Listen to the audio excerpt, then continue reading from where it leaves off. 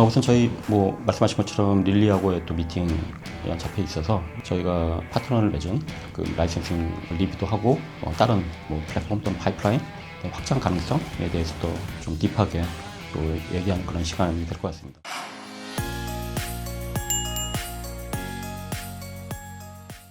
K바이오에 대한 궁금증 낱낱이 파헤쳐드립니다. 더벨 제약바이오부 한태희 기자입니다. 바이오 업계 글로벌 최대 축제 중 하나죠. JP모간 헬스케어 컨퍼런스, 이른바 JPM이 1월 12일부터 15일까지 미국 샌프란시스코에서 열렸습니다.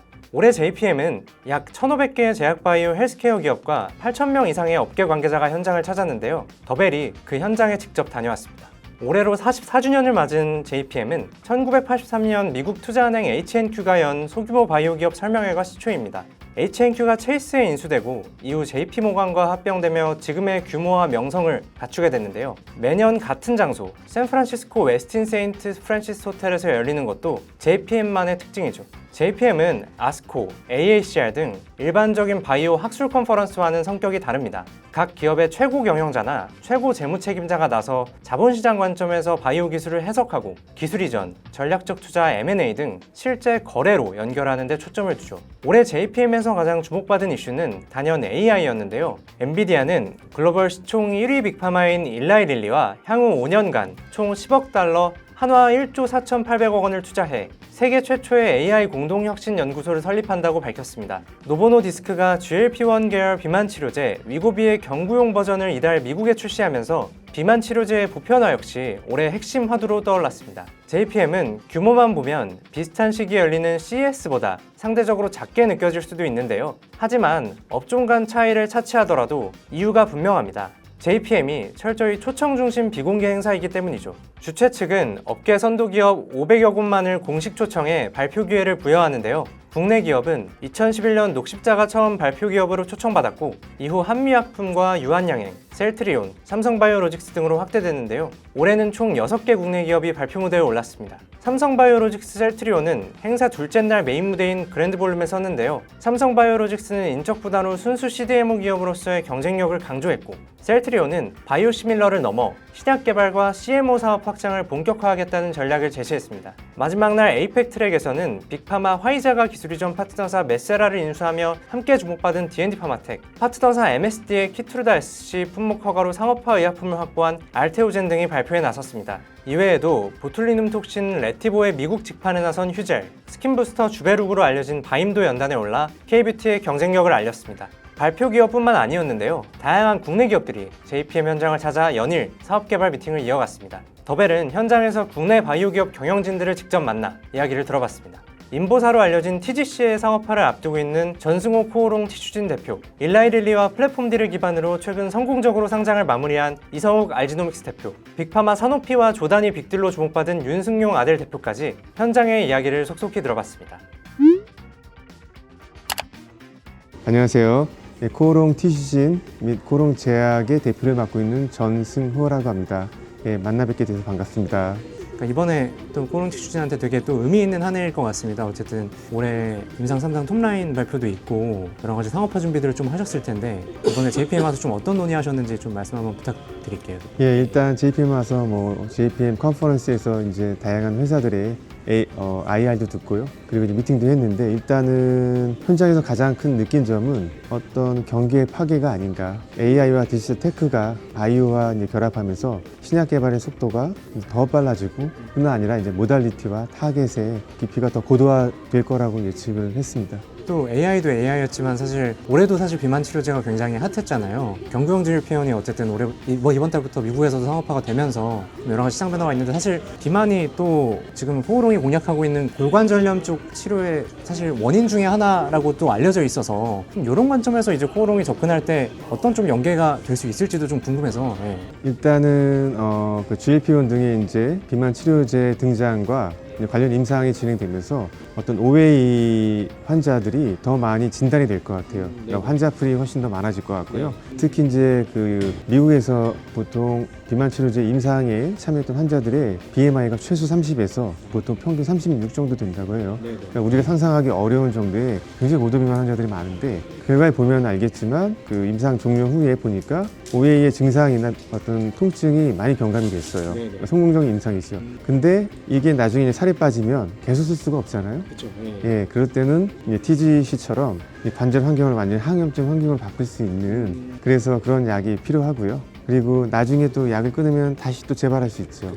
계속 그렇다고 비만 치료제만 또 쓸 수는 없기 때문에 TGC처럼 관절염의 원인을 치료할 수 있는 비만 치료제와 시너지가 될 수 있는 그런 영역이 상당히 많다고 생각을 합니다. 좀 올해 이제 추진의 이제 계획이나 이런 것들을 간단하게만 말씀 한번 주시면은 네, 올해 뭐 알다시피 이제 저희의 그 임상 3상 탑라인 결과를 앞두고 있습니다. 뭐 그동안 추진해온 저희 투트랙 전략, 자체 상업화 전략과 라이센스 아웃 전략이 이제 시점으로 해가지고 저희의 최종 그런 경로를 결정해 나가지 않을까 생각되고요. 또 미국을 포함한 글로벌 블록버스터 시장에서 TGC를 육성하기 위한 준비가 순조롭게 진행이 되고 있습니다. 전 세계 OA 환자들에게 월등한 삶의 질과 새로운 치료를 선사할 수 있도록 상업화 준비에 박차를 가하도록 하겠습니다. 예, 대표님 혹시 이번에 JPM 또 오시게 됐는데 좀 의미가 크실 것 같아요. 또 상장이라는 이슈도 있었고 릴리랑 이제 좋은 딜도 하셨다 보니까 이번에 오신 배경이나 이런 것들 좀 어떻게 될지 여쭤보고 싶어서요. 우선 저희 뭐 말씀하신 것처럼 릴리하고의 또 미팅 연착해 있어서 저희가 파트너를 맺은 그 라이센싱 리뷰도 하고 다른 뭐 플랫폼 또는 파이프라인 확장 가능성에 대해서도 좀 딥하게 또 얘기하는 그런 시간이 될 것 같습니다. 그뿐만 아니라 저희 플랫폼에 대한 릴리와 같은 플랫폼들 또는 그 저희가 저희 지금 진행되고 있는 파이프라인들 거기다 저희가 최근에 이제 원형 RNA 플랫폼에 대해서 굉장히 좀 최적화를 많이 해왔습니다. 그래서 그 데이터를 좀 몇 군데 공유를 했는데요. 그 원형 RNA에 대한 또 BD 측원에서 또 논의를 하기 위해서 좀 참석하게 돼서 좀 바쁘게 지내고 있습니다. JPM이 이제 행사 자체의 의미도 크지만 어쨌든 새해 첫 행사다 보니까 좀 한 해 전략을 좀 되게 수립하는 자리이기도 하잖아요. 좀 올해 좀 계획이 있으시다면 좀 어떤 게 전반적으로 있으실지. 가장 뭐 우리가 세 가지 측면에서 좀 강화를 하려고 그러는데요. 첫 번째는 저희가 지금 진행하고 있는 파이프라인에 대해서 가속화, 가치 제고 를 위해서 뭐 예를 들어서 임상에 대해서 박차를 가하고 그런 일들을 먼저 가장 중요한 일이라고 생각하고요. 두 번째는 저희 플랫폼이 굉장히 확장성을 갖고 있기 때문에 저희가 어떤 전략적 차원에서 신규 파이프라인들을 저희가 확장하고 확립하고 하는 일들을 좀 저희가 좀 시도하려고 합니다. 세 번째는 저희 플랫폼, 아까 잠깐 말씀드린 원형 RNA도 그렇고 저희 플랫폼을 보다 더 고도화하는 그런 일들을 하는 그런 세 가지 측면에서 저희가 올해 어떤 목표를 세우고 지금 진행을 하고 있습니다. 그를 위해서 아까 말씀드린 뭐 임상이라든지 저희가 지금 진행되고 있는 에포트를 저희가 가하려고 하고 있고요. 두 번째는 이제 BD 측면에서 오늘 뭐 JPM이라든지 뭐 나중에 바이오 US라든지 어쨌든 아까 말씀드린 이제 플랫폼과 파이프라인 형태들로 이제 여러 가지 그 파트너십을 맺기 위한 BD 측면에서도 강화를 해서 저희 회사의 뭐 재정적 안정화도 그렇고 또 뭐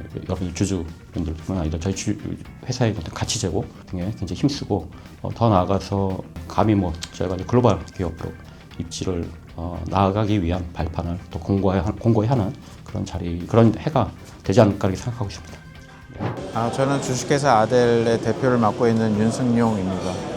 대표님 올해 또 JPM 오신 게 되게 의미가 크실 것 같아요. 작년에 또 산업피에 좋은 딜도 하셨고 행사 좀 둘러보셨는데 좀 소감이 좀 어떠신지 좀 궁금합니다. 좀 어떤 일정 하셨는지도 한번 말씀 주세요. 산업피하고 이제 후속적인 미팅들을 여러 개 했고요. 뭐 이렇게 이제 경영진들하고 만나서 뭐 식사를 한다든지 아니면은 이제 앞으로 어떻게 진행을 할 건지에 대한 간략한 논의들이라든지 뭐 이런 미팅들을 하고 그다음에 대부분은 다른 회사들과 이제 저희 다음 파이프라인들에 대한 파트너링 관련한 논의들을 많이 진행을 했습니다. 올해 오셨을 때 또 느낌이 되게 달랐을 것 같은데 그 사이에 또 좋은 딜을 했으니까 이제 매번 올 때마다 저희 회사에서는 이제 점점 좋아지는 것 같아요. 그래서 미팅도 점점 많아지고 각 미팅 룸에 들어갈 때마다 이제 일단 사노피 딜 축하해주면서 그전에는 저희 회사가 무슨 회사인지도 모르고 이제 저희 회사를 소개했어야 되는데 지금은 저희 회사가 어떤 회사인지 바로 알고 이제 미팅을 시작을 하니까 훨씬 더 한 단계 올라갔고 좀 더 미팅이 수월해진 것 같고 그들의 신뢰도 더 올라간 것 같습니다. 올해가 아델한테도 되게 중요한 한 해일 것 같아요. 이제 상장도 준비를 하고 있고 하다 보니까 간단하게 올해 목표나 이제 포부 같은 거 한번 말씀해 주시면 감사하겠습니다. 이번에는 기평을 무난히 잘 통과해서 연말에는 IPO를 잘 하고 자본시장에 잘 진출할 수 있기를 바랍니다.